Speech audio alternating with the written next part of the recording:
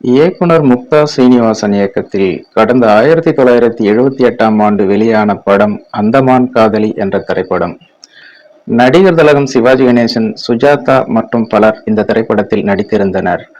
பணத்தை மட்டுமே பிரதானமாக எண்ணி வாழ்பவர் சிவாஜி கணேசன்.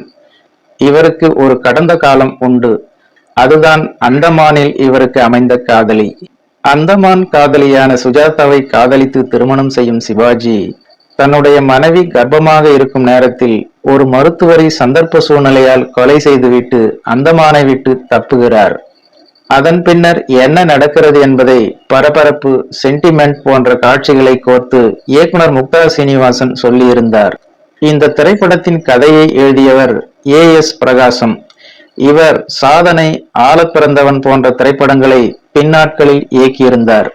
மெல்லிசை மன்னர் எம்.எஸ். விஸ்வநாதன் இசையில் அந்தமானை பாருங்கள் அழகு, நினைவாலே சிலை செய்து உனக்காக வைத்தேன் உள்ளிட்ட பல பாடல்கள் இந்த திரைப்படத்தில் நல்ல வரவேற்பை பெற்றிருந்தன என்பது குறிப்பிடத்தக்கது. ஓகே ஃப்ரெண்ட்ஸ், மேலும் இது போன்ற வேறொரு சுவாரஸ்யமான தகவலுடன் சந்திக்கலாம். அதுவரை உங்களிடமிருந்து விடைபெறுவது ஐம் சி இளங்கோ. நன்றி, வணக்கம்.